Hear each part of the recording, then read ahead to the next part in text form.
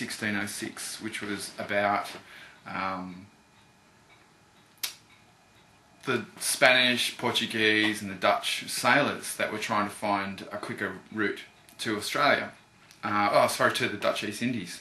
And they kept on running into the western coast. Abre Ojos was something that the sailors would say all the time.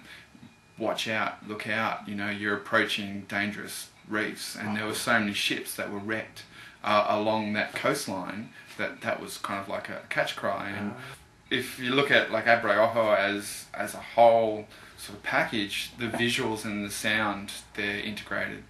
They're one with the other. So again, it's that you're not just going to see someone behind a laptop or behind an instrument, that it's the visual experience as well. Right. So that again, you know, it's that extra layer of meaning. Open your eyes, you know, watch, this is something to see.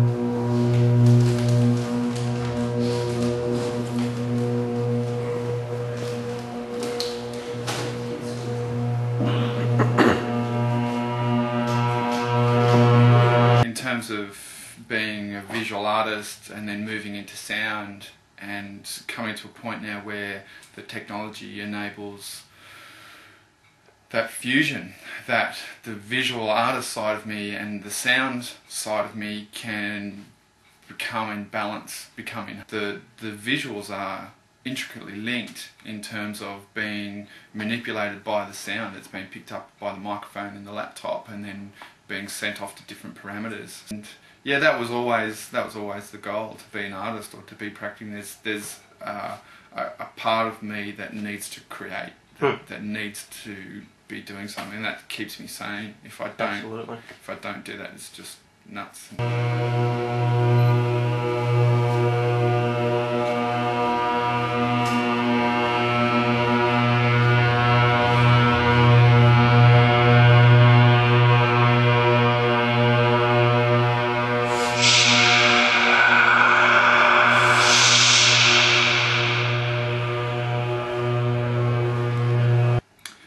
The biggest influence on what I'm doing with drones has been Alan Lamb, and doing a residency with him in Wagga in 2004, where we built one of his wind organs using fencing wire and stretching it out.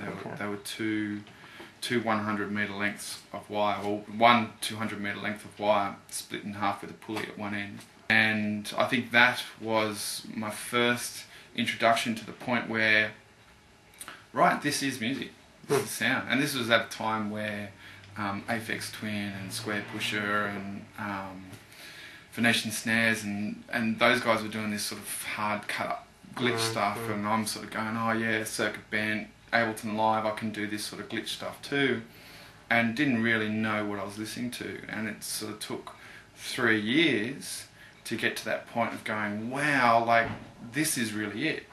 And you mentioned about that older kind of sound. Yeah. Well, I guess that kind of comes a little bit from just the analog circuitry that's being used. So it's a Eurorack modular, and they're analog oscillators. There's a couple of little digital modules in there, and I am definitely using digital as a processing tool, because the modular runs into the laptop and then there's reverbs and things. But I think that's that sound of just letting a single oscillator work, and then just affecting that slightly. Yeah. So I don't really know where it comes from. It's definitely influenced by Alan Lamb. It's influenced by people like Glassmore, there's Atrium Carceri, and there's a fair few people, Oren Mbachi, Sun, all those sort of different influences are driving in and trying to get those tones. But of course there's a big difference. I think Rudolf Steiner, I don't know a lot about it, but he was talking about this 128 hertz, this particular pitch or this particular frequency that's the universal frequency, and it's a C note essentially. And so I think, I'm not musically trained at all, but whenever I'm starting with a sound, I will get the oscillators in tune to this thing. So I'll sit there and I'll just slowly get the oscillators to a point where it's resonating with me, where I can sit there and I can expose myself to this single tone without any filters or anything and be comfortable, and it has this effect on me.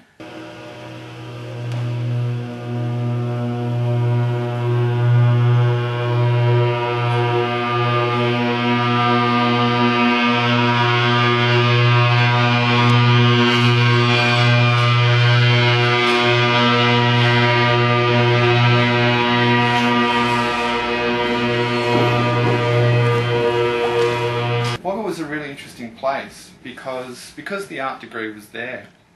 You ended up having a really creative community there.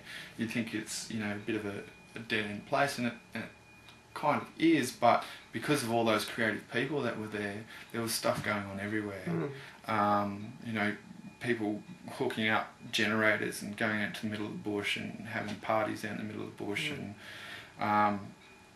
and got involved with an organisation there called the Space Program, and we were all about making space and finding space, and we were all from different sort of backgrounds. There was a guy who was the theatre director, another guy that was a curator, and another couple of girls that were involved in sort of the arts industry business, and then there was a couple of lecturers from the uni, and then there was just a couple of people practicing art, and we were all about making space for whatever, whether it's, you know, to put on a gig or to have a show, and that was really cool because we used any technology, like the current technology, to try and make all this sort of stuff happen.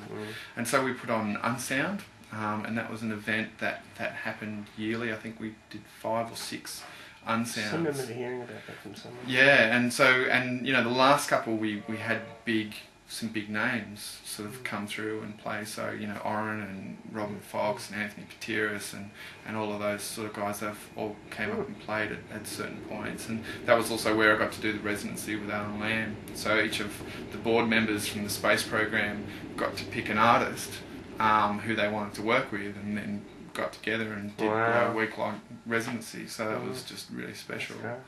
And so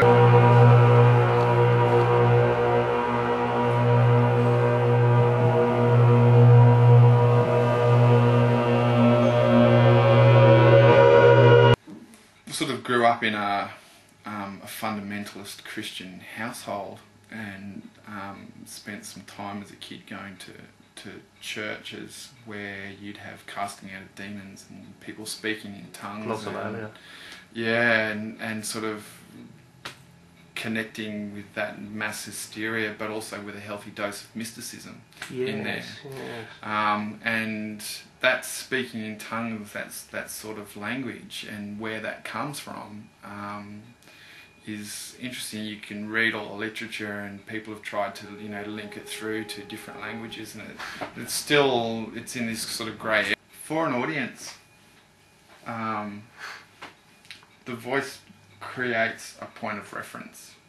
So you can have as far out a sound as an alien type of sound as you want, but if a voice of some sort is in there, there's an instant connection for the audience to go, oh, that there's a person behind that. That this thing isn't self-generative, or it's not just clicking a mouse and suddenly whammo, it's there. There is someone in there. There's someone working from that. The titles of the tracks aren't proper words, or if they are, I don't know what they are. But once again, they're word shapes. That's how something rolls off the tongue when you say it. That it could mean something. That there is a connection there.